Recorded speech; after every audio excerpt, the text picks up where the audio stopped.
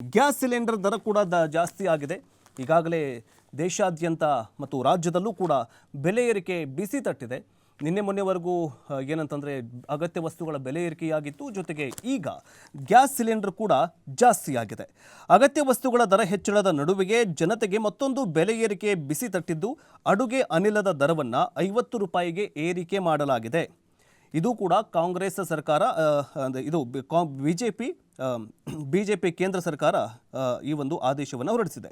ಇದು ಸಾಮಾನ್ಯ ಸಿಲಿಂಡರ್ ಜೊತೆಗೆ ಉಜ್ವಲ ಯೋಜನೆಯ ಅಡಿಯಲ್ಲಿ ಏನು ಸಿಲಿಂಡರ್ಗಳನ್ನು ತೆಗೆದುಕೊಳ್ತಾರಲ್ಲ ಅವ್ರಿಗೂ ಕೂಡ ಈ ಒಂದು ಬೆಲೆ ಏರಿಕೆ ಬಿಸಿ ತಟ್ಟಾಗಿದೆ. ಈಗಾಗಲೇ ಪೆಟ್ರೋಲ್ ಡೀಸೆಲ್ ಏರಿಕೆ ಕೂಡ ಆಗಿದೆ, 2 ರೂಪಾಯಿ ಏರಿಕೆ ಆಗಿದೆ. ಅದು ಏನಂತಂದರೆ ಕಂಪನಿಗಳ ಮೇಲೆ ಅದು ಹೊರೆ ಬೀಳತ್ತೆ ಅಂತ ಹೇಳಿದರು. ಆದರೆ ಕಂಪನಿಗಳು ನಾವೇನು ಕಟ್ಟಲ್ಲ ಅಂತ ಏನಾದರೂ ಅಂದಿದ್ದೇ ಆದರೆ ಅದು ಕೂಡ ಜನತೆಯ ಮೇಲೆ ಬೆಲೆ ಏರಿಕೆ ಬಿಸಿ ತಟ್ಟುವುದಂತೂ ಸಹಜ. ಪೆಟ್ರೋಲ್ ಡೀಸೆಲ್ ಬೆಲೆಗೆ ಕೂಡ ಜಾಸ್ತಿ ಆಗುವ ಸಾಧ್ಯತೆ ಇದೆ. ಹಾಗಾದರೆ ಒಂದು ವಾರದಲ್ಲಿ ಯಾವೆಲ್ಲ ಬೆಲೆ ಏರಿಕೆಗಳಾದವು ಅಂತ ನೋಡ್ತಾ ಹೋಗೋದಾದರೆ, ಹಾಲಿನ ರೇಟು ಜಾಸ್ತಿ ಆಯಿತು, ಅದು ಕೂಡ 4 ರೂಪಾಯಿ ಆಯಿತು. ಮೊಸರು 4 ರೂಪಾಯಿ ಆಗಿದೆ. ಕಾಫಿ ಟೀ ದರ 3 ರಿಂದ 4 ರೂಪಾಯಿ ಏರಿಕೆಯಾಗಿದೆ. ಡೀಸೆಲ್ ಲೀಟರ್ಗೆ 2 ರೂಪಾಯಿ ಜಾಸ್ತಿ ಆಗಿದೆ. ವಿದ್ಯುತ್ 25 ರೂಪಾಯಿ ಆಗಿದೆ.